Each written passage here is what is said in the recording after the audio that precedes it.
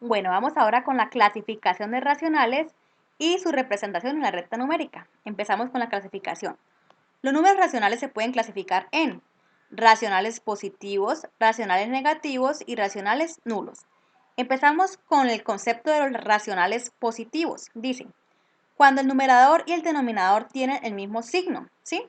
Entonces, por ejemplo, el número 6 quintos es positivo porque 6 es positivo y 5 es positivo. ¿Listo? Ahora, racionales negativos, cuando el numerador y el denominador tienen signos diferentes. Por ejemplo, el número menos 2 séptimos es negativo. ¿Por qué? Porque al realizar la división, el cociente nos va a dar negativo. Es decir, multiplicamos los signos, el de arriba menos y el de abajo más. Entonces, menos por más da menos. ¿Listo? Por eso se llaman racionales negativos. Racionales nulos, cuando el numerador es igual a 0. Por ejemplo, el número 0 octavos, entonces es igual a nulo, ¿sí? Ya que se llama un racional nulo cuando el numerador es igual a 0. ¿Listo? Ahora, la representación en la recta numérica. Toda fracción propia se ubica entre el 0 y el 1, ¿sí? Como lo podemos observar acá, si es propia.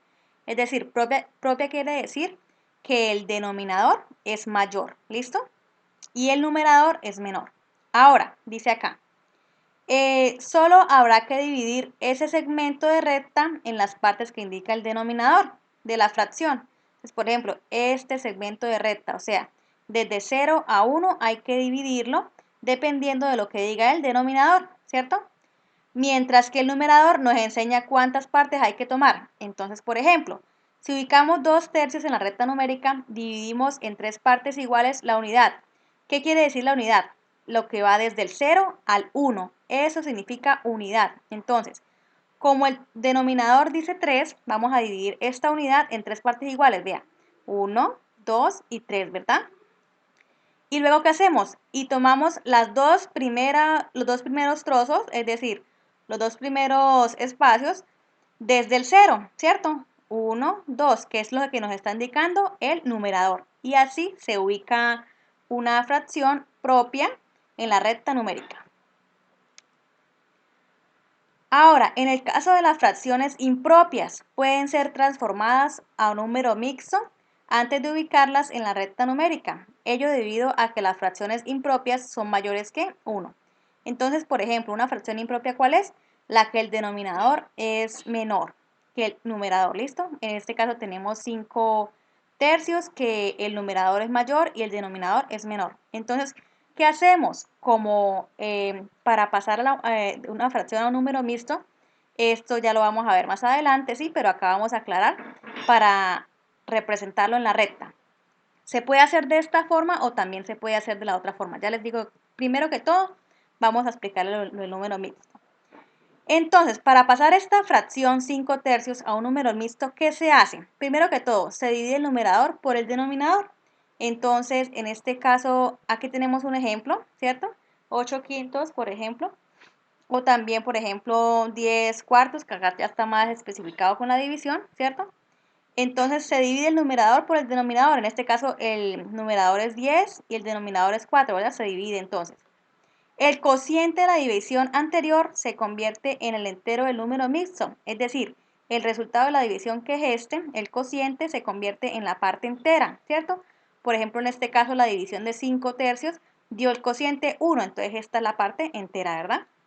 Ahora, el resto de la división es el numerador de la fracción, es decir, el resto quiere decir el residuo.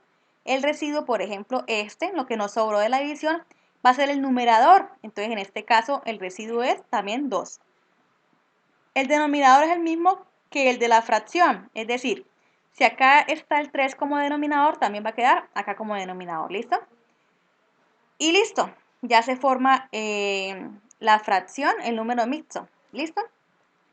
¿Qué quiere decir? Que cuando hallemos este número mixto nos va a dar esta fracción. Eso también lo vamos a ver más adelantico. Entonces, por ejemplo, 1 por 3, 3 más 2, 5 tercios. O sea, se deja el denominador también igual.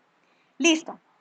Ya hallando este número mixto, con los pasos para hallar un número mixto, entonces, por ejemplo, sabemos que una unidad, dice acá, en el caso de las fracciones, bueno, pasar al número mixto. Entonces vamos a hallar la unidad, ¿cierto? ¿Qué quiere decir 1? 1 completo, ¿cierto? Una parte completa que quiere decir, mira, acá la unidad. Y 2/3, se marca acá los 2/3. Entonces, por ejemplo, como cada unidad está partida en 3, ¿verdad? 1, 2 y 3, ¿cierto? Porque cada unidad, vamos a aclarar acá una cosa.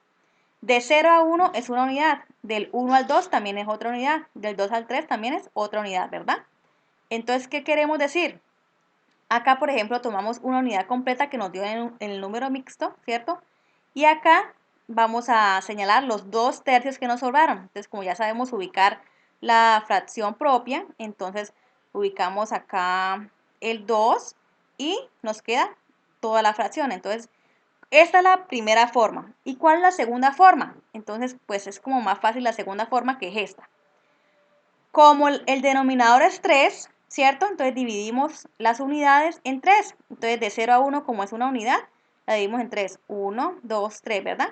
Del 1 al 2 también es otra unidad, entonces también se siguen dividiendo en 3. O sea, todas las unidades las dividimos en 3 porque el denominador nos dice.